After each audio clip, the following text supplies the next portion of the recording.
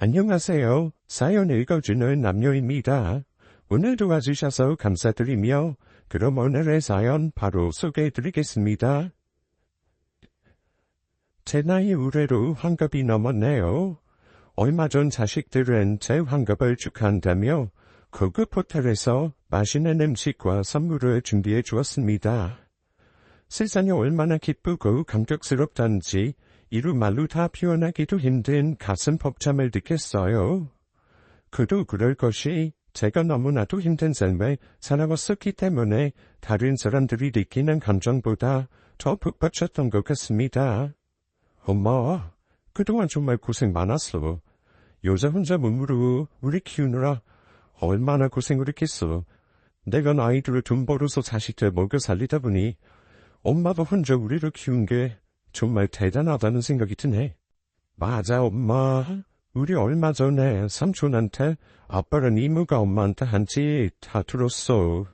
우리 엄마는 정말 세상에서 최고로 멋지고 가는 사람이야. 나는 죽었다 깨어나도 우리 엄마처럼 살지 못할 것 같아. 우리 포기하지 않고 키워줘서 정말 고마워, 엄마.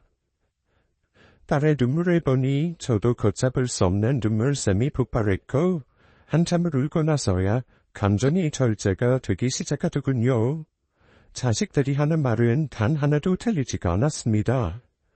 제가 그동안 살아온 인생이 얼마나 힘들고 또 힘들었는지 생각하면 지금이라도 당장에 그들을 찾아가서 어떻게 막 해버리고 싶을 지경이었죠. 벌써 몇십 년도 더 된 오래전에 있었던 일이었지만 저는 그때의 일 단 한순간순간도 놓치지 않고 모두 기억하고 있습니다.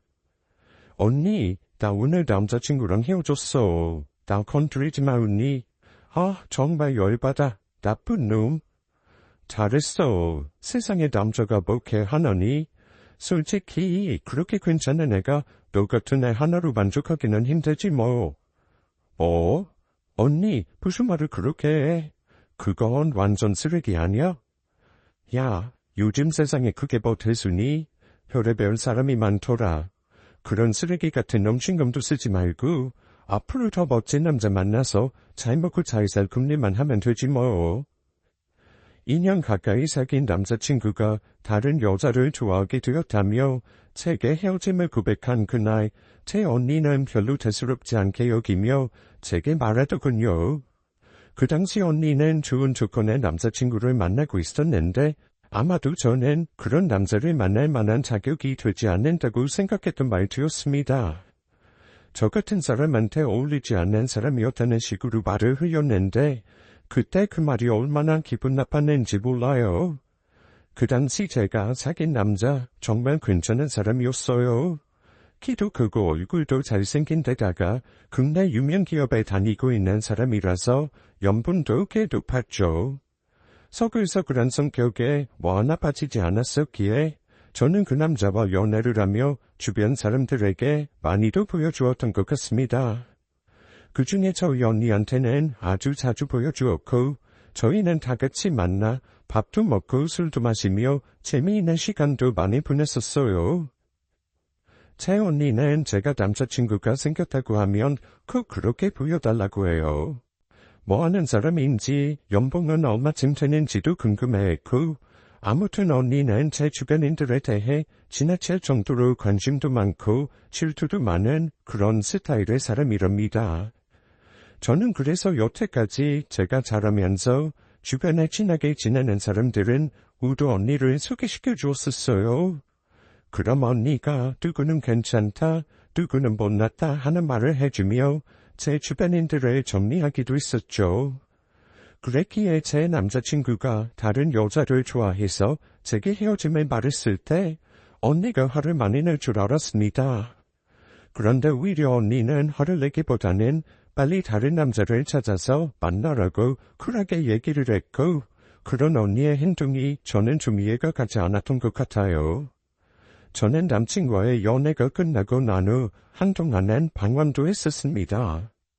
원래 이 남자 저 남자 만나는 스타일도 아니었고 먼저 남자에게 다가가는 성향도 아니었기에 웬만해서는 연애를 한다는 게 좀 힘들기도 한 성격이에요. 제 언니는 오히려 누구에게나 다 잘 다가가는 스타일이라 남자를 잘 만나고 말이죠. 그리고 제가 연애를 할 당시에는 연애 문화가 그렇게 발달되어 있지 않았을 때라 한번 연애를 하면 꼭 결혼을 해야 된다는 느낌을 갖고 있기도 했습니다. 보수적인 집안에서 태어나 보수적인 사람들로 주변에 둘러싸여 생활하다 보니 어쩔 수 없이 마인드가 그렇게 틀어박혀 있었던 것 같아요. 언니는 제게 자신의 남자친구의 친구를 소개시켜준다고 말했지만 저는 거절했습니다. 굳이 그렇게까지 해서 빨리 남자를 만나고 싶은 마음은 없었거든요. 그러던 제가 얼마 후 정말 멋진 남자를 만나게 되었어요. 키도 크고 잘생긴 데다가 직업도 좋았고 또 저를 향한 마음도 한결같은 남자였죠. 제가 뭐 볼 것 있다고 저 같은 여자한테 이렇게 목을 매나 싶을 정도로 저를 참 많이도 아껴주었어요.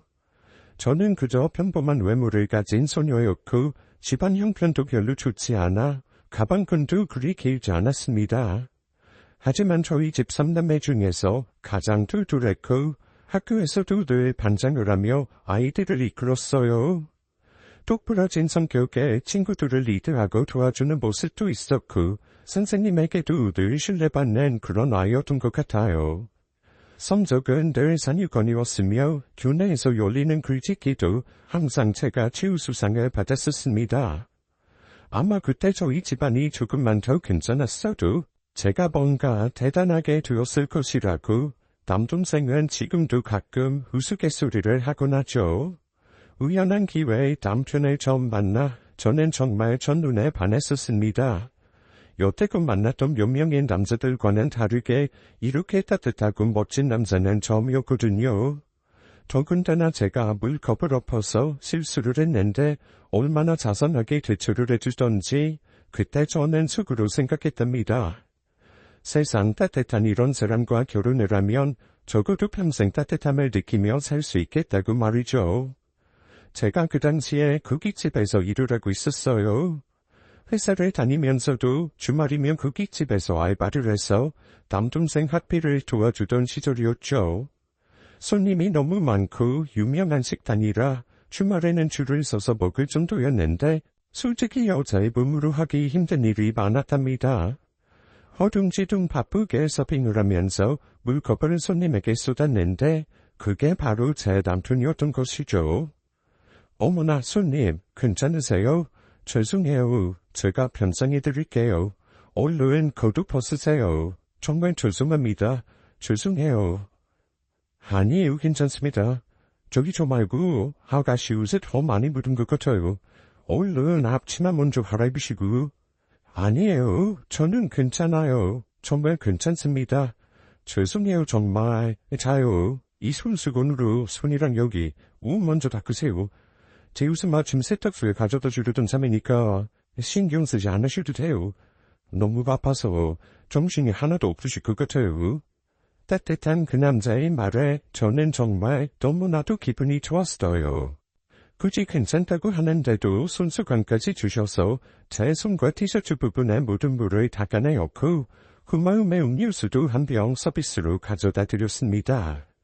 손수건은 나중에 세탁해서 꼭 드린다는 말씀을 했더니 정말 다음 주 주말에 또 제가 일하는 식당에 찾아온 게 아니겠어요. 안녕하세요. 손수건 주신다고 해서 왔는데 오늘 몇 시에 받을 수 있죠? 네? 어머나 안녕하세요. 네, 지금 바로 가져다 드릴게요. 아니요. 지금 바로 말고요. 조금 여유 있게 받고 싶은데 몇 시에 끝나세요? 네. 그러니까 오늘 11시에 마감을 해서요. 알겠습니다. 그럼 그때쯤 다시 올게요. 거짓말처럼 그 남자는 제가 끝나는 시간에 맞춰 다시 가게로 들렀고 함께 식사를 하게 되었어요. 늦은 시간이라 24시간 영업하는 감자탕 집이 근처에 있어서 그곳에 들어갔는데 그 남자는 제게 밥 한 그릇을 사주고 싶었다고 했습니다. 저보다 나이도 어리신 것 같은데 밥도 못 먹고 바쁘게 일하시는 거 보고 솔직히 조금 그렇더라고요. 그래서 밥 한 끼 대접해드리고 싶었어요. 실은 저 그 식당에 몇 번 갔었고 그때마다 엄청 바쁘게 일하시더라고요. 아, 그러셨어요? 저는 한 번도 못 배웠는데, 제가 아마 저쪽 반대 테이블에 앉아 있어서 다른 분이 서빙을 해주셨어요. 저는 그쪽 계속 볼 수 있었고요.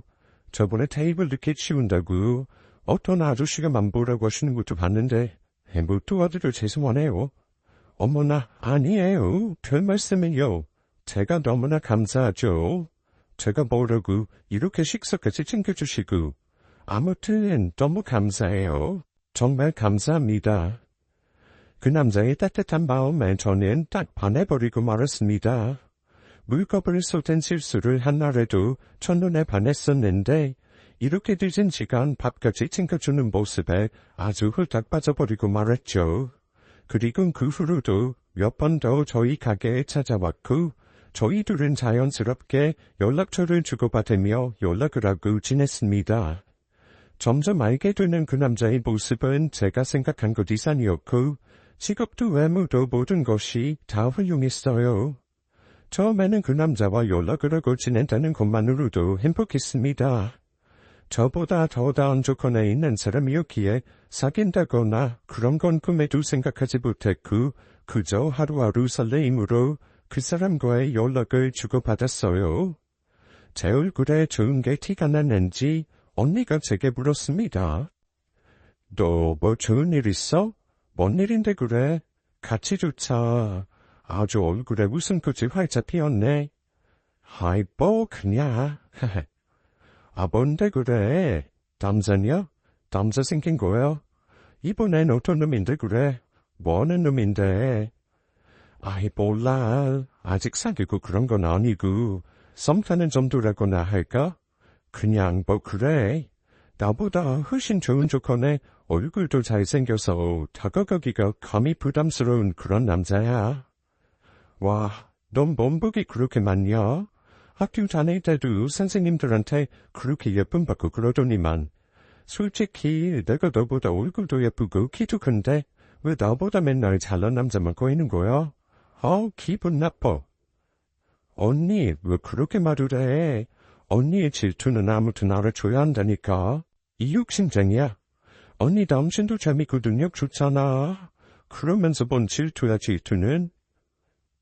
2살 위에 언니는 저를 몹시 두고 시샘하고 있었어요. 언니는 어린 시절부터 저를 많이 경계했었답니다. 질투도 워낙 많은 성격이고 사랑을 독차지하려고만 해서 친구들 사이에서도 나쁜 말을 많이 듣기도 하고 그런 스타일이에요. 그런 언니에게 저는 매번 그러지 말라고 말을 해주는데 남들이 보면 언니와 제가 위아래가 바뀐 것 같다고 들었었죠. 어른스럽고 이철이 잘하는 저에 비해 언니는 성격이 급했고 남들한테 관심받고 싶어하는 어린이 같았다고 하는 게 맞을 겁니다. 저는 하고 싶은 공부는 계속하지 못했지만 그래도 항상 힘들지만 옳은 일로 돈을 버는 삶을 살았고 제 언니는 좀 더 쉬운 길을 택해서 일을 시작했었어요. 키도 크고 얼굴도 예쁘다 보니 술집에서 일을 해보자는 어떤 사람의 꾸임에 넘어가 술집에서 일을 시작하게 되었고 그때부터 돈을 좀 많이 벌었던 모양입니다. 처음에는 집안에 모두 숨기고 일을 했는데 제가 먼저 알게 되었고 부모님께는 충격받으실까봐 말하지 않았어요. 언니는 그런 돈으로 제게 용돈도 주고 했지만 저는 왠지 받고 싶지 않아 받지 않았는데 그것도 언니는 기분이 나쁘고 자존심이 상했었나 봅니다. 그때 번 돈을 기반으로 언니는 술집을 운영하기 시작했고 계속해서 그런 쪽 장사를 하며 돈을 꽤 많이 만지며 살았었어요. 그렇다 보니 명품 가방에 화려한 옷차림이 기본으로 장착되어 있었고 그로 인해 남자들이 많이 따르기도 했었습니다. 이직에 부모님 집을 떠나 독립해서 살았던 언니네 집에 얹혀 살던 시절이 있었는데 그때마다 남자들이 집에 찾아오곤 했을 정도니까요. 언니는 주변 사람들한테 자신의 과거에 대해서는 다르게 말을 했습니다. 아주 힘든 공장에 들어가서 일을 하느라 연락도 못했다고 둘러대면서 살았는데 제게도 항상 입 조심을 하라면서 가면을 쓰고 생활했었죠. 너 어디 가서 다 술집에서 일한 거 입이라도 번긋 해봐. 가만 안 둘 줄 알아. 알았어? 언니, 내가 그걸 뭐하러 얘기해? 뭐 잘하니라고. 그냥 언니는 운만 되는 공장에서 일한 거고 거기서 돈 열심히 모은 거잖아. 나랑 그렇게 알고 있기로 한 거 아니었어? 그래, 그렇지. 특히 내 남자친구들한테는 더더욱이 조심해야 된다. 그렇게 부끄럽고 숨기고 싶은데 뭐하러 그런 일을 했어? 너 사람 사는 일이 어디 그리 마음먹은 대로만 되는 줄 아니? 너는 그게 문제야. 언니를 가르치려 들고 너만 다 우는 셈에 살고 우는 일을 하고 있다고 생각하고 말이야. 세상에 돈이 얼마나 중요한 줄 알고 하는 소리니? 너 분명히 나중에 이 말한 거 후회할걸. 언니는 그 후로도 술집을 운영하며 돈을 많이 벌었던 것 같아요. 나중에는 술집을 정리하고 옷장사를 했었는데 아무튼 제가 열심히 회사에서 일을 하고 주말마다 식당 보조일까지 하며 버는 수입하고는 단위 자체가 달랐죠. 그때 당시 언니는 아주 괜찮은 남자친구를 만나고 있다고 제게 자랑처럼 이야기했었는데 그 남자친구는 언니의 과거에 대해서 모르는 것 같았습니다. 언니가 그런 부분을 아주 철저하게 숨기면서 살아왔었거든요. 아무튼 언니는 남자친구도 있는 상태였는데 제게 괜찮은 남자가 생겼다는 말에 입을 삐죽거렸어요. 언니의 감정은 워낙 기복이 심해서 또 그러려니 하고 넘어갔습니다. 그로부터 얼마 후 저는 그 남자와 연인 관계가 되었어요. 부담스러워 조금 멀리하려는 저를 눈치채고 그 남자가 끝까지 제게 다가와 주었고 그 덕분에 연인으로 발전할 수 있었죠. 오랜만에 하는 연애로서 그런지 그냥 남친 생각만 하면 하루 종일 웃음만 나왔습니다. 밥 먹었냐, 몸은 괜찮았냐, 사소한 것 하나까지 다 챙겨주는 사람을 만나니 이렇게 좋을 수가 없더라고요. 제가 어렸을 때부터 남들보다 위젓하고 똑부러졌다고 해도 연애를 하면서 챙김을 받는 느낌은 또 그저 좋기만 했죠. 제 남자친구는 외국 계열 회사의 해외 영업 부서에서 일을 하고 있었습니다. 그러다 보니 가끔씩 해외로 출장을 가기도 했고 그곳 면세점에서 제게 향수나 작은 명품 가방을 사주기도 했었어요. 그런데 그걸 보고 제 언니가 많이 부러웠나 봅니다. 그때 저랑 같이 살게 되었었는데 몰래 제 가방을 들고 나가기도 했고 화장대 위에 둔 향수를 언니가 하도 많이 뿌려서 금세 닳아버리기도 했죠. 언니, 왜 자꾸 남의 물건을 말도 없이 쓰는 거야? 이거 남친이 사준 거라고. 야, 그놈은 해외도 자주 다닌다면서 남 네 거 하나만 달랑서 들고 온다니? 너 니는 와라 몰라? 이거 센스가 없어 센스가. 언제 한 번 다 소개 좀 시켜줘봐. 내가 아주 가만 안 둘 줄 알아. 참나, 언니 거까지 왜 사줘? 언니도 남친 있잖아. 남친 능력도 있다며. 왜 내 남친한테 언니 거까지 바라는데? 뭐 그럴 수도 있지 뭐. 그런 걸 갖고 치사하게? 내 남친도 뭐 능력 있어. 그치만 해외에 자주 나가는 일은 아니니까 그렇지. 야, 아무튼 소개나 시켜줘. 언니의 선물에 못 이겨 얼마 후 남친을 소개시켜 주었습니다. 제 남친은 워낙에 매너도 좋고 자상한 스타일이라 처음 만나는 언니에게도 너무나 잘해주었죠. 언니 역시 자신한테 잘해주면 애교 섞인 목소리로 말도 잘하고 그러는 스타일이라 분위기는 너무 좋았습니다. 남친은 처음 만나는 자리를 기념하기 위해 제 언니에게 작은 꽃다발을 하나 선물했고 그걸 받은 언니는 기분이 좋아 입이 찢어질 정도이더라고요. 그 모습을 보니 영락없는 아이라는 생각이 들었습니다. 어머나 세상에 이게 뭐야? 정말 너무나 예쁘다. 센스 좀 있네. 어디 술은 얼마나 하는지 볼까? 언니는 술을 아주 좋아하는 편이에요. 이 지구상에서 존재하는 모든 알코올을 사랑하는 사람이었고 기쁠 때나 슬플 때나 화가 날 때도 언제나 알코올과 함께하는 사람이랍니다. 남친도 많이는 아니지만 가끔씩 술 한잔을 하며 스트레스를 푸는 사람이었기에 두 사람은 서로 주거니 받거니 하며 술을 마시더라고요. 안타깝게도 저는 술을 잘하지 못해서 이해할 수 없는 부분도 있었지만 그렇다고 술 마시는 분위기를 싫어하지는 않는 사람이기에 그저 좋은 게 좋은 것이라 생각하며 잘 지내게 되었어요. 그 후로 언니는 제 남친에 대해 굉장히 좋게 생각하는 것 같더라고요. 남친의 얼굴 중에 어느 부분이 잘생겼더라 하면서 은근히 입에 웃음기도 두는데 솔직히 이때까지만 해도 저는 언니의 그런 마인드를 굉장히 좋게 생각했었답니다. 언니가 항상 저에 대한 질투나 열등감 같은 것이 조금 있었는데 이번 일을 계기로 그런 부분들이 해소가 된 것 같았거든요. 남친이 저와 언니 사이도 좋아지게 하는 그런 사람이구나라는 것을 느끼니 이전에 생각했던 감정들보다 더 많이 남친을 좋아하게 되었어요. 저는 그 후로 남친과 더 깊은 사이가 되었고 결혼을 했습니다. 원래 계획은 더 일을 하고 돈도 모아서 하려고 했는데 남자친구는 안정적으로 가정을 꾸리고 싶다고 하며 계속 결혼을 재촉하는 바람에 조금 급하게 하게 되었어요. 근데 그 과정에서 남친이 이상하리만큼 조급한 모습도 보였었습니다. 마치 당장에 결혼을 하지 않으면 큰일 날 것처럼 말을 했었는데 나중이 되어서야 왜 그랬는지에 대해서 알게 되었어요. 아무튼 결혼을 하니 이제야 조금 안심이 된다며 저를 많이 사랑해 주었고 가정에도 최선을 다하는 남편의 모습에 저는 너무 행복했습니다. 자상하고 따뜻한 모습의 남편은 전혀 변함이 없었고 여전히 저를 너무도 아껴주었죠. 남편의 회사는 해외 쪽에 자주 나가야 하는 일이었는데 그 당시 회사 사정이 너무 안 좋아져서 일이 줄어들게 되었어요. 그리고 남편은 얼마 안가 사업을 시작하고 싶다는 말을 했습니다. 회사 다녀봐요. 별로 비전도 없는 것 같고 지금 우리 회사 사람으로 버텨봤어요. 친구 녀석이 사업한다는데 나도 같이 해보고 싶은데 자기 생각은 어때? 아니 갑자기 사업을 어떻게 해? 사업은 좀 더 준비를 많이 해서 천천히 해야 되는 거 아니야?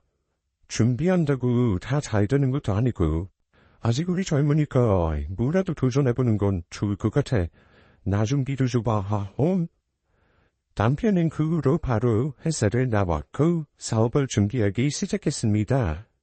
그 당시 저는 갑작스러운 임신으로 회사 생활을 제대로 하지 못했는데 순식간에 집안 상황이 안 좋아졌어요. 그래도 이렇게 힘들 때는 가족밖에 없다고 저는 친정언니에게 하소연을 했고 아직 결혼을 하지 않은 언니는 저희 집에 자주 놀러와서 이것저것 맛있는 것도 사주면서 도움을 줬습니다. 그런데 연애 시절에는 그렇게 친하게 잘 지내던 제 남편과 언니는 뭔지 모르게 약간 서먹해져 있는 것 같았어요. 예전 같으면 술을 주거니 받거니 하면서 분위기 좋게 마셨었는데 남편이 왠지 언니와의 술자리를 조금 피하더군요. 한 잔 따라주지 뭐해? 가스잔 비어있는 거 안 보여? 조용, 제가 좀 피곤해서요. 사업자 내일 일찍 나가봐야 하고 다음에 한잔 하시죠. 뭐야? 재미없게 왜 이래? 나한테 뭐 화난 거라도 있는 거야? 키고 맛있는 거 사서 놀러온 저 형한테 이거 너무 찬밥다고 하는 거 아니야? 여기서 술 마실 사람이 누가 있다고. 아이 언니 왜 그래? 내가 따라줄게. 고마워. 여기까지 이렇게 맛있는 걸 사다 주고 와줘서 언니도 데이트하느라 바쁠 텐데 황금 같은 이 귀한 시간을 내주고. 자, 받아. 아참 언니, 우리 예비 연구는 언제 보여줄 거야? 맨날 자랑만 하고 언제 보여주냐고. 그 인간하고 끝난 지가 언젠데 얘는 무슨 소리 하는 거야? 뭐, 언제 끝이 나? 언니 애인 진짜 능력도 좋고 최고라며 왜 갑자기 끝이 난 건데? 그럼 지금 연애도 안 하고 혼자 재미없게 살고 있다는 말이야? 재미가 없긴 왜 없어? 나름대로 혼자 열심히 재미나게 살고 있어. 마음에 두고 있는 놈이 있긴 한데 그 놈이 자꾸만 튕겨서 애가 타긴 하지만 뭐. 언니의 멋진 애인은 이미 예전에 끝이 났고 현재는 마음에 두고 있는 사람이 있다고 말을 했어요. 언제나 남자들이 끊이지 않았던 언니가 혼자만 지내고 있다는 것이 조금 이해가 되지는 않았지만 그래도 하루라도 빨리 언니 두 짝을 만나 안정적인 가정을 이루고 살기를 바랬죠. 얼마 후 첫째 아이가 태어나게 되었고 남편의 사업도 점점 안정을 찾는 듯 했습니다. 초반에 자리 잡느라 고정적인 수입이 없던 사업에서 수익이 발생했고 그러다 보니 남편도 저도 점점 마음의 안정이 찾아왔죠. 아이가 생기면 부모로서 얼마나 부담스러운지 다들 아실 거예요. 당장에 들어갈 생활비 때문에 마음 졸이면서 사는 생활은 그 누구라도 원치 않을 겁니다. 그 후로도 한 2년간은 남편의 사업 흐름이 아주 좋았어요. 점점 상승세를 타면서 수입도 늘어났고 다른 사람의 이목도 있다면서 좋은 차로 바꾸게 되었죠. 그러는 사이 집에는 둘째 아이가 태어났고 저희 네 식구는 그 누구도 부럽지 않아 행복한 가정을 이루며 살아가고 있었습니다. 그러던 어느 날부터인가 남편의 표정이 안 좋아지기 시작했어요. 고민이 있는 사람처럼 어두운 표정을 하고 있었고 함께 TV를 보다가도 멍하게 딴 생각을 하는 경우도 많았죠. 무슨 일이 있느냐고 물어도 그저 없다고만 얘기하니 알 수가 없어 궁금해하던 찰나에 한 통의 전화를 받게 되었습니다. 남편이 집을 담보로 대출을 받았었는데 남편이 연락을 계속 피하게 되자 저한테까지 연락이 오게 된 것이더라고요. 사업을 시작하면서 여기저기 돈을 끌어다 썼었고 한참 사업이 잘 돼서 빚을 갚고 있던 상황이었나 봅니다. 하지만 거래처의 부도로 인해 사업이 매우 힘든 상황에 이르렀고 결국 남편은 대출비도 갚지 못하게 되었어요. 아니 여보, 당장 어떡해. 이거 집 담보로 대출받은 것도 못 갚으면 이거 집 넘어가는 거 아니야? 아니 그러니까. 내가 지금 당장 여기저기 알아보고 있어. 조금만 기다려줘봐. 아직 시간 있어. 시간이 있긴 뭐가 있어. 자세하게 좀 말 좀 해봐. 도대체 무슨 일이 어떻게 일어나고 있는 건데? 당신 언제부턴가 뻔만 있단 생각하고 있고 표정이 안 좋더니 다 그것 때문이지? 그런 거지? 남편은 더 이상의 대화를 회피하며 냉장고에 있던 술을 한 병 꺼내어 제게 함께 마시자고 하더군요. 하지만 저는 술을 원래도 잘하지 못하는 데다가 뭔가 일이 잘 풀리지 않을 때 술을 의존해서 해결하려는 걸 굉장히 싫어하는 편이었죠. 그러니 남편이 회피하는 것처럼 보여 짜증이 확 났습니다. 지금 이 상황에서 술 마신다고 해결이 되니? 난 정말 이해가 안 된다. 당신 행동. 가장이면 가장으로서 책임 가지고 해야 될 거 아니야. 술에 의존하지 말고. 누군 해결 안 하고 싶어서 그러는 줄 알아? 우죽 답답하며 술 한잔 마시면서 얘기 좀 하자는데 그게 뭐가 그렇게 어렵다고. 알았어. 안 마시면 될 거 아니야. 남편 역시 짜증을 화내며 집 밖으로 나가버리더군요. 그리고 새벽 늦은 시간에 술에만 취해서 집으로 돌아와 거실 바닥에 엎어져 잠을 자고 있었습니다. 남편의 핸드폰에 몰래 살펴보니 제 언니에게 전화를 걸었더군요. 아마도 마음이 너무 답답하고 집에서는 제가 술 한 잔도 같이 안 마셔주니 처형한테 전화를 해서 같이 마셨나 보죠. 이때까지만 해도 저는 차라리 이게 낫다고 생각했습니다. 가족끼리 이런 힘든 일이 있을 때 서로 술도 한잔 해주는 게 얼마나 좋은 일인가 싶었죠. 하지만 그 후로도 남편은 종종 휴가 시간이 늦어졌고 제 언니 말고도 다른 사람하고도 술을 한잔 마시고 들어온다고 하더군요. 그렇게 한두 달을 보낸 후에 남편의 표정이 갑자기 밝아졌습니다. 빚에 쪼들려 생활비도 건너뛰었던 남편이 제 통장에 지난달과 이번 달 생활비를 입금했고 누군가한테 도움을 받아 다시 안정기에 이르렀다는 말을 하더군요. 어머나, 당신 주변에 그런 사람이 있었어? 정말 고마우신 분이네. 누군데 그래? 완전 하늘이 도왔네. 하늘이 도왔어. 그냥 예전부터 알고 계시는 형님. 한동안 해외에 있으셨다가 귀국한 지 얼마 되지 않으셔서 당신은 말해도 잘 모를 거야. 그 사람이 내겐 하늘인 건가? 그럼 하늘이지. 안 그랬으면 우리 집 다 넘어가고 난리도 아니었을걸. 다음에 나도 소개시켜줘. 인사라도 드려야지. 에이, 뭘 그렇게까지. 그러지 마. 당신은 그냥 집에서 애들 잘 돌보고 그러면 돼. 바깥일은 내가 다 알아서 할게.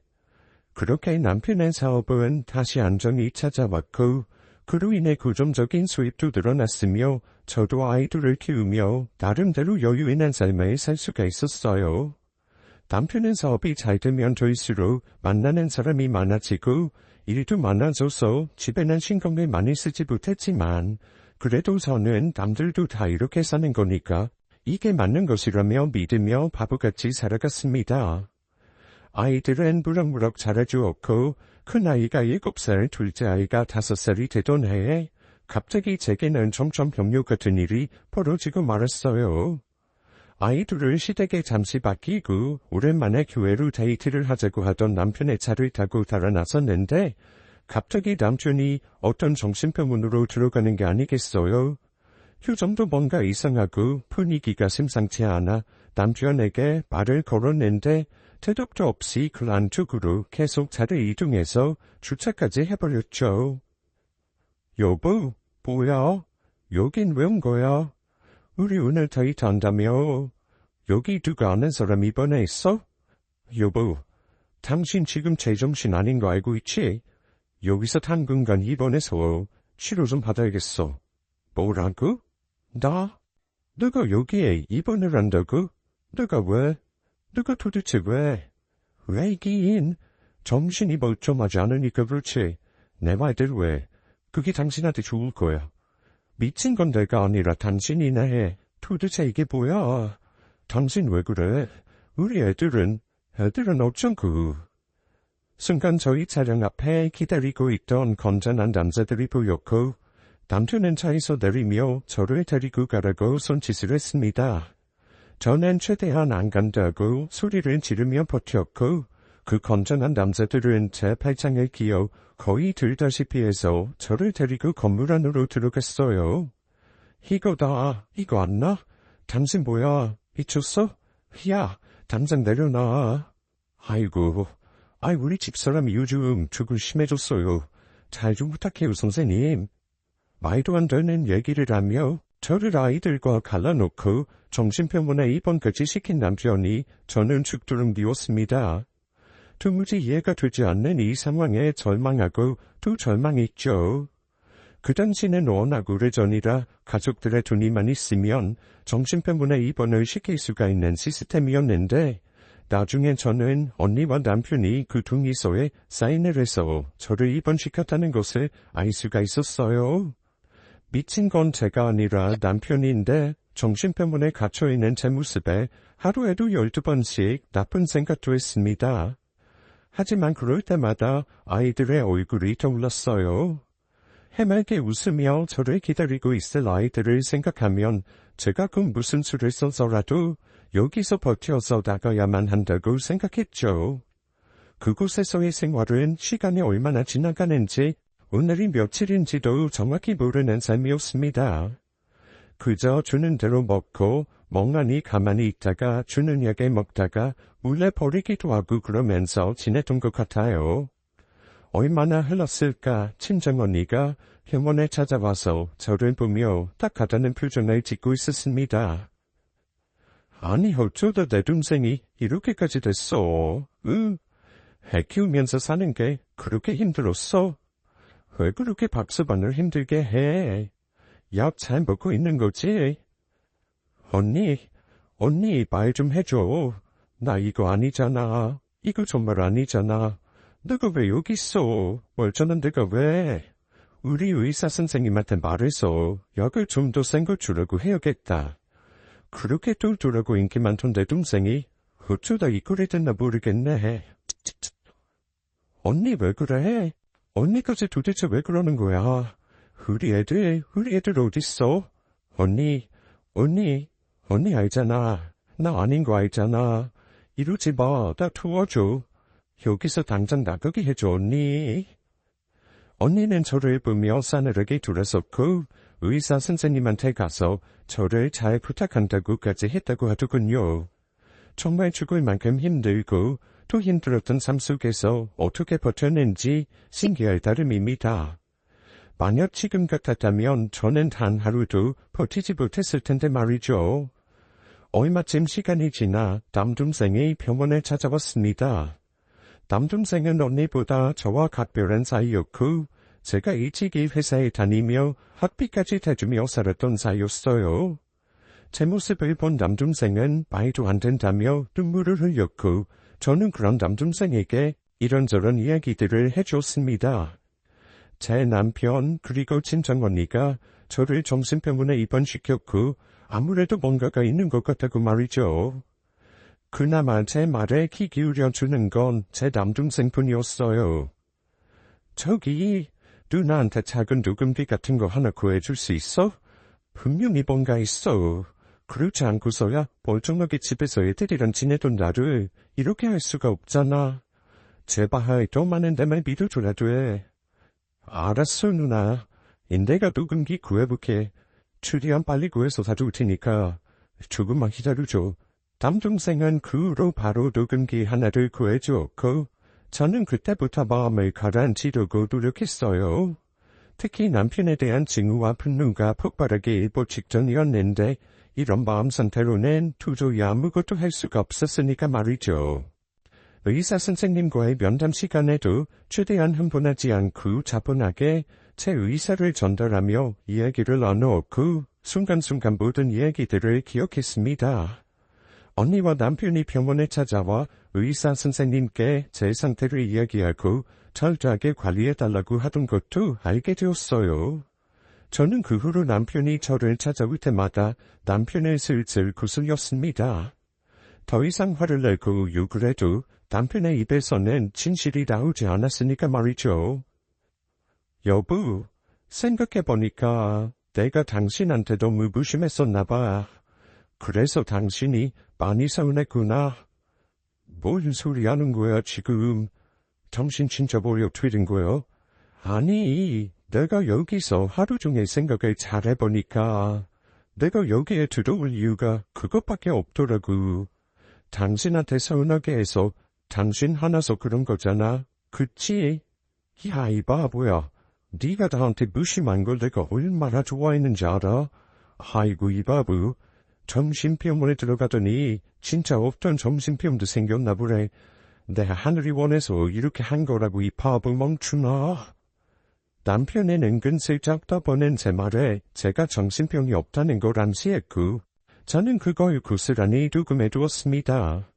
그리고 몇 번에 더 걸쳐서 남편에게 진실을 말해달라고 하소연을 했더니 남편은 슬슬 말을 꺼내기 시작하더군요. 여보, 이제는 진실을 좀 알려줘도 되지 않아? 어차피 내가 지금 당장 나갈 수 있는 것도 아니고 의사 선생님도 다 여기서 못 나간대. 그거야 그렇지. 내가 당신을 그렇게 해달라고 단단히 일러놨으니까 너한테 좀 미안하긴 해도 어쩔 수가 없다. 네가 거기에 있는 게 오히려 정신 건강이 좋을 것 같아서 우리가 내린 결론이니까. 우리? 그래, 얘기 좀 해봐요, 부부. 나 멀쩡하게 맨정 쓰는 거 알면서 도대체 왜 그런 거냐고. 나 당신 원만 안 해. 오히려 여기서 지내보니까 너무 편하고 좋더라. 빨래 설거지 청소 하나도 안 해도 되고 그냥 가만히 하루 종일 누워서 빈둥거리기만 하면 되는 건데 뭐. 당신이 된 병원비로. 그래. 뭐 그렇게 생각하니 다행이다. 멀쩡한 당신이 여기 있으면 우리가 사는 게 너무 힘들어. 거기에 좀 잘 있어줘야 내가 좀 편하게 할 일도 하고 뭐 그렇게 산다고. 긍정적으로 생각하고 조금만 더 버텨보자. 나의 하늘이 바라는 건 개거뿐이라고. 화이팅이다. 썩어 문드러져도 시원치 않을 남편의 말들이 모두 다 녹음되었고 결국에 제가 아무런 정신병이 없이 이곳에 강제 입원이 된 사실이 밝혀졌습니다. 저는 그 뒤로 아주 냉정하게 현실을 바라보게 되었고 의사 선생님에게 그 녹음기를 건넸어요. 똑부러지게 제 의사를 밝히고 녹음기의 내용까지 전부 들은 의사는 깊은 한숨을 쉬며 저를 위로해 주었습니다.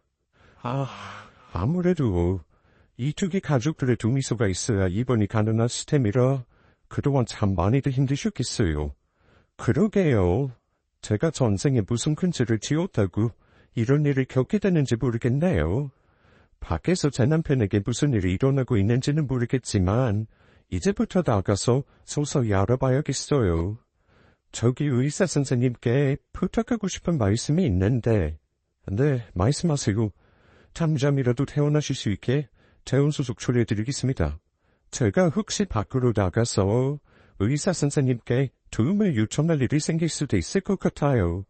그럼 저 좀 꼭 도와주신다고 약속해주세요. 제가 지금 상황에서 도움받을 수 있는 분이 선생님뿐이라서요. 의사는 제 말을 듣고 고개를 끄덕여 주었고 저는 바로 남동생을 불러 퇴원을 준비했습니다. 남동생은 녹음기 안에 담겨있는 내용을 듣고는 그 자리에서 화를 주체하지 못하며 강분했어요. 당장이라도 제 남편에게 달려가 무슨 일을 저지를 것처럼 날뛰길래 제가 조용히 말을 주었죠. 지금은 아무것도 하지 말고 잠시만 기다려줘. 당장이 화내고 그렇게 손질른다고 해결되는 건 아무것도 없어. 알았지? 꼭 약속해. 누나는 그놈에게서 우리 애들 먼저 찾고 서서히 만나게 만들 거야. 그러니까 그때까지만 기다려. 저는 쿵쾅거리는 심장을 억지로 누르며 남동생의 차를 타고 집으로 향했습니다. 누가 상상이나 했겠어요. 남편이 데이트하자고 얘기해서 나갔더니 정신병원에 입원시킬 상황을.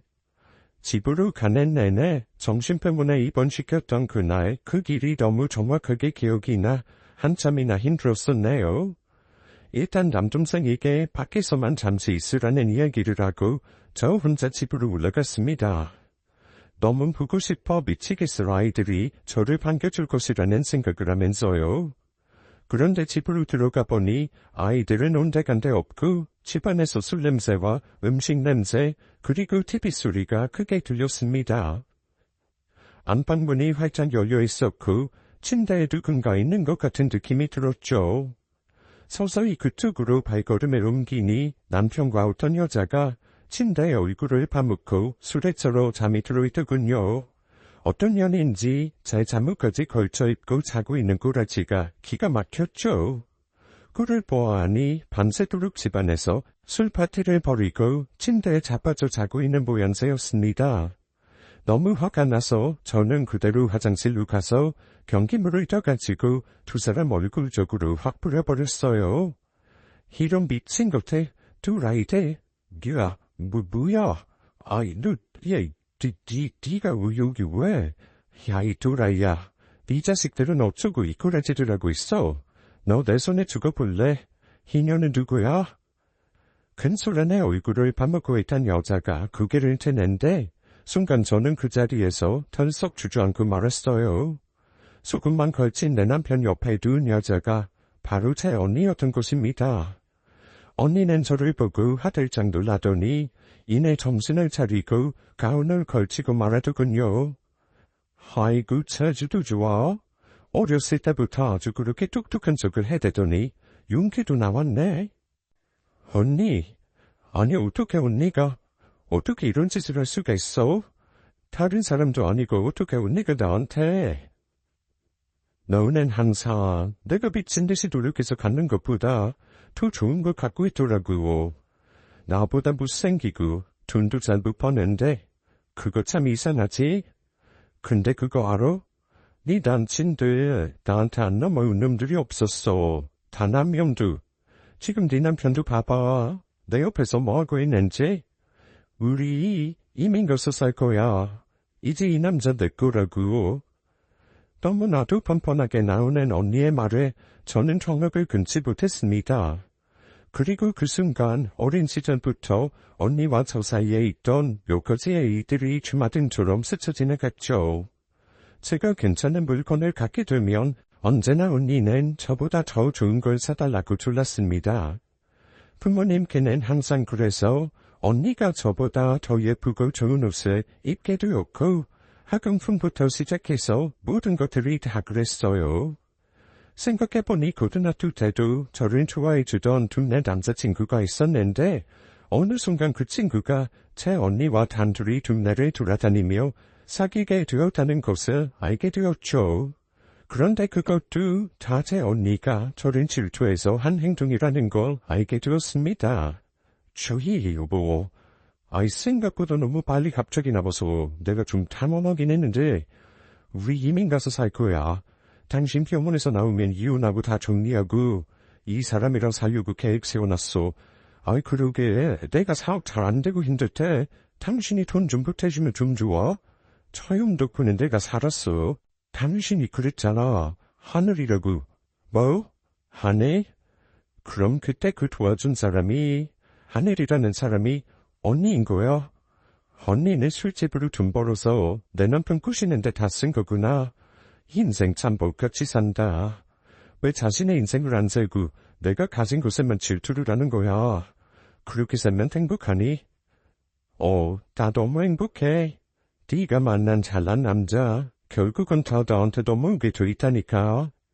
여보, 생각해보니까 우리 언니 여태까지 내가 만난 남친들 다 꾸셨던 거 알아?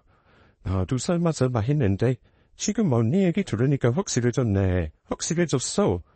당신도 그냥 이음단한 사람 중에 한 명이라고.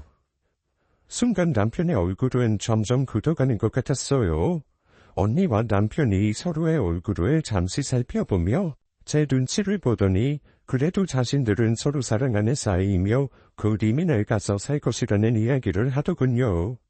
저는 순간 병원 의사 선생님이 생각났습니다. 그 둘을 스스로 무너뜨리게 하는 방법은 딱 이것뿐이다라는 생각이 들었죠. 언니, 근데 그거 알아? 나 이 멍청한 놈보다 더 멋진 놈 만났어. 언니가 보면 완전 반할 스타일인데. 뭐? 이게 어디서 그라질이야? 네가 정신병원에 있더니 거기서 뭐 정신병자 하나라도 꼬셨나 보지? 네가 어디서 어떤 놈을 만날 수 있다고 짓거려. 정신병원에는 뭐 환자만 있나? 잘생기고 유능한 의사도 있어. 언니, 우리 의사 선생님 봤지? 완전 핸섬하잖아. 게다가 의사 직업까지 있는 사람이고. 언니 의사 만나봤어? 난 만나봤거든? 우리 아주 뜨거웠어. 너무 좋아서 병원에 나 더 있으려고 하더라. 밤에는 항상 우리 같이 있었고. 희년이, 네가 네 주제에 무슨 의사를 말도 안 되는 소리 짓거리고 있네. 믿든지 말든지 마음대로 해. 난 어디네 둘이 이민을 가든 뭔 짓을 하든 내 남친 의사랑 행복하게 살 거니까. 저는 드디어 그 정신병원으로 전화를 걸었습니다. 그리고는 너무나도 자연스럽게 의사 선생님에 바꿔달라고 했죠. 누구냐고 묻는 직원의 말에 의사 이름을 대며 여자친구라는 말까지도 했습니다. 잠시 우수하기를 건네받은 의사는 제가 하는 말에 아주 자연스럽게 대꾸를 해주었어요. 저는 일부러 전화기에 스피커폰에 간 다음에 말을 했는데 남편과 언니는 정확하게 듣고 얼굴이 찡그러지고 있었죠. 자기야, 나 집에 잘 도착했어. 미안해, 먼저 와서. 자기 힘들까봐 그냥 왔지. 우리 앞으로는 밖에서 만나면 되니까 너무 보고 싶어 하지 말고. 그리고 내 남편놈이랑 내 언니는 둘이 이민 가서 산다더라. 잘 됐지 뭐야. 지네 둘이 좋다니까 우리도 우리 하고 싶은 대로 마음껏 하고 살자고. 그래 자기야, 그러자.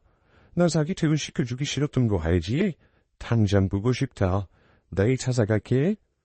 의사 선생님은 제가 도와달라는 말을 기억하고 아주 자연스럽게 제게 연기를 해줬습니다. 저희의 대화를 모두 들은 남편과 언니의 얼굴은 이글이글 불타고 있었어요. 언니, 이래도 내 남편이랑 이민 가서 살 거야? 얼른 가. 나는 의사랑 재미나게 살게. 저의 말에 언니는 쉽사리 대답을 하지 못했습니다. 그러자 제 남편이 그런 언니를 보며 퇴근하듯 말을 했어요. 저기 자기야, 이번에 나 푼해주기란 거 잊은 거 아니지? 나 이번에 뭐 투자 하나 하기로 했다고 했잖아. 자기 통장에 보여준 돈 준다고 했잖아. 조용히 좀 해봐, 이 주밥 새끼야. 이런 미친놈. 생각 정리 좀 하자. 언니는 제 남편의 귀찮은 듯이 쏘아붙여버렸고 그 말을 듣고 화가 난 남편이 바닥에 있는 술병을 집어들어 언니를 치려는 듯이 다가왔어요. 언니는 그 모습을 보고 깜짝 놀라 아주 세게 발로 남편의 거시기를 확 걷어차버렸습니다. 남편은 정통으로 맞았는지 너무도 괴로워하며 바닥으로 다뒹굴었고 저는 유유히 그곳을 빠져나왔어요. 집 앞에서 기다리던 남동생이 무슨 일이 있냐며 집으로 들어가려고 하자 저는 이제 그럴 필요 없다며 일단 어디든 이곳을 벗어나자고 했죠. 얼마 후 남편은 그곳을 쓰지 못하는 불구가 되어버렸고 언니를 고소해버렸더군요. 중상해로 언니는 살인미수죄로 처벌을 받게 되었고 모든 상황은 제가 생각한 대로 흘러가고 있었습니다. 남편은 얼마 후 저를 찾아와 말하더군요. 야 이년아, 네가 감히 이 사람 바람을 피워? 이게 다 니년 때문이야. 니년 때문에 이렇게 얽히고 구인 거 아니야? 너만 잠자코 가만히 거기 처박혀 있었으면 왜 이런 일이 생기냐고. 너 정말 미쳤구나. 이번에는 내가 너를 정신병원에 쳐놓고 싶지만 가족이라는 이름으로 단 한순간도 같이 있고 싶지 않으니까 당장 이혼이야. 너는 단 1분의 1초도 엮이고 싶지 않아. 니네 부모도 이런 욕같은 상황 이해 못하는데 하다못해 피 한 방울 안 섞인 데가 애들은 내가 니네 집 가서 잘 데려왔으니까 그런 줄 알고 서류에 사인이나 해서 보내. 부부? 뭐 이 미친년, 네가 감히 나한테 어떻게 이래. 가방끈도 짧고 돈도 없는 유니. 알았으니까 난 앞으로 이 사람 행복하게 살게. 넌 술에 쩔어서 평생 불구로 잘 살아봐. 저는 그 전화를 끊고 참 많은 생각을 해보았습니다. 처음 남편을 만났던 불고기집에서 제가 남편의 마음 씀씀이에 반하지 않았다면 어땠을까부터 사귀자고 하던 그날 거절을 했다면 어땠을까까지 이렇게 제가 정신병원에 강제로 입원을 당하고 제 친언니와 그런 짓을 한 꼴도 안 보았을 텐데 말이죠. 하지만 어쩌겠어요. 이건 역시 다 제가 선택한 결과인 것을요. 저는 그 후로 이혼을 하게 되었습니다. 이혼 과정 역시 남편이 끝까지 안 해주겠다고 버티는 바람에 쉽지는 않았어요. 다행히 정신과 의사 선생님이 소개시켜준 변호사님 덕분에 좋은 결과를 이룰 수 있었고 아이도 제가 양육할 수 있게 되었죠. 남편은 그 이후 사업이 쫄딱 망해버렸고 하루하루 술로 버티며 주변 사람들과 마찰을 일으키고 살았습니다.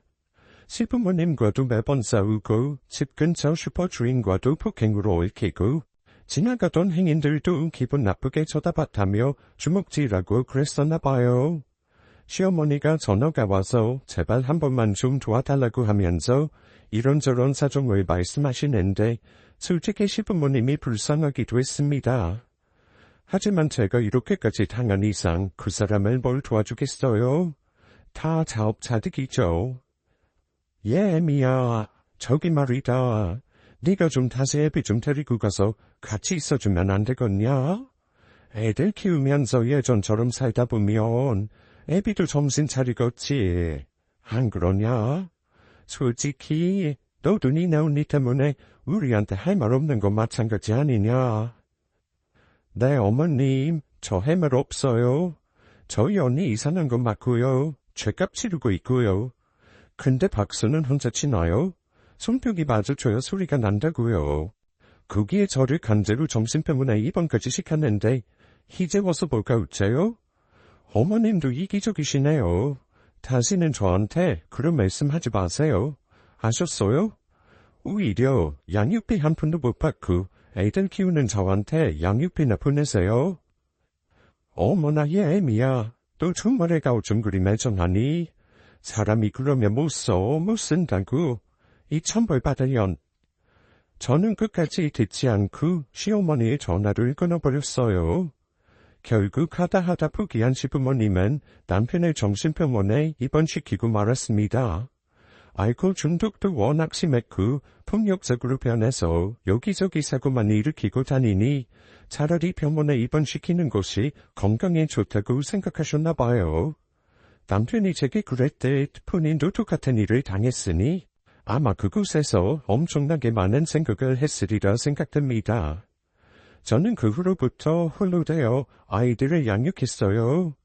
그때만 해도 아이들이 어린 나이라서 한참 아빠를 찾고 아빠와 함께하고 싶었는데 그럴 때마다 제 남동생이 참 많이도 도와주었습니다. 국민학교 운동회 때 남편 대신에 제 아이들 손을 잡고 달리기를 해주는데 얼마나 제 가슴이 미어지던지 눈물이 앞을 가려 흥이 난 적도 있었어요. 남동생은 모든 사실을 알고 언니와도 인연을 끊고 오로지 저하고만 지내고 있습니다. 부모님도 그런 일이 있고 나서는 언니를 잘못 키웠다며 제게 미안해서 인연을 끊고 살자고 하셔서 10년이 넘도록 연락을 안 하고 살았던 시절이었죠. 아이들이 커가면서 사춘기도 겪고 아빠에 대해 찾을 때면 저는 그래도 아이들의 픽칠인 남편에 대해 나쁜 말은 하지 않으려 노력했어요. 아빠는 정말 자상하고 따뜻한 사람이었는데 많이 힘든 일이 좀 있어서 지금은 만날 수가 없어. 병원에서 오랫동안 치료도 받으셔야 되고 니들이 나중에 다 크면 아빠에 대해서 잘 알 수 있을 거야. 우리 아빠가 건강 되찾을 수 있도록 기도 많이 해드리자. 알았지? 이렇게 최대한 남편에 대해 감추고 지난 세월을 살아갔던 것 같네요. 아빠로서 아이들에게 좋은 모습으로 나타날 때까지 기다려 주었건만 결국 남편은 정신병원에서 퇴원을 한 후에도 알코올 중독에 심각하게 빠져 있었고 사람같이 살지 못했습니다. 한번 나락으로 떨어진 인생은 쉽게 되찾을 수 없는 모양이에요. 간경화를 얻은 애들 아빠는 나이가 들면서 건강이 더욱 악화되어 결국 이른 나이에 세상에 먼저 떠났습니다. 아이들은 그때까지도 남편이 한 일에 대해 전혀 모르고 있고 많이 슬퍼했었죠. 저는 모든 사실을 감추며 식당 일부터 시작해서 안 해본 일이 없을 정도로 힘든 일을 하며 아이들을 대학까지 보냈고 지금 이렇게 나이가 먹어 환갑을 축하받고 있네요. 저는 몰랐는데 얼마 전 제 남동생이 저의 지난 일에 대해 제 아이들에게 모두 알려준 모양입니다. 저는 끝까지 아이들이 모르길 바랬지만 아이들도 이제 다 커서 자신들의 가정을 이루었기에 남동생은 어렵게 이야기를 꺼냈다고 하더군요. 누나, 미안해. 어쩌다 보니 그렇게 얘기가 꺼내졌어. 아니, 큰 녀석이 엄마한테 서운하다면서 그런 얘기를 하길래 나도 모르게. 누나, 이제 누나도 누나 인생만 생각하고 하고 싶은 거 하면서 살아. 제발. 지나간 일을 떠올리니 제 자신이 너무도 불쌍하고 비참해서 눈물이 앞을 가렸어요. 단 한순간도 저 자신에 위해 살아본 적이 없던 저를 생각하며 작년 말부터는 저는 저 자신에 위해 살려고 부진장애를 쓰고 있어요. 장구도 배우러 다니고 동네 친구들 따라 노래 교실도 다니고 두 친구들이 소개시켜주는 남자를 서너 번 만나 함께 식사를 한 적도 있답니다. 그동안 몸과 마음이 너무 힘들고 지쳐 그럴 여유가 없었는데 머지않아 이 세상 떠날 생각을 하니 뭔가 너무나 억울하고 그렇더라고요. 제 자신을 제가 아껴주고 사랑하지 않으면 절대로 그 누구도 저를 사랑해주지 않는다는 것을 알게 되었습니다. 그래서 저는 앞으로도 늙어 죽을 때까지 제가 하고 싶은 것만 하면서 살 생각이에요. 참으로 모질고 황당했던 제 이야기 끝까지 들어주셔서 감사드리며 이 글을 마치겠습니다. 지금까지 사연을 읽어주는 남녀였습니다. 끝까지 함께 해주신 여러분 감사드리며 저희는 다음 사연으로 돌아올게요. 감사합니다.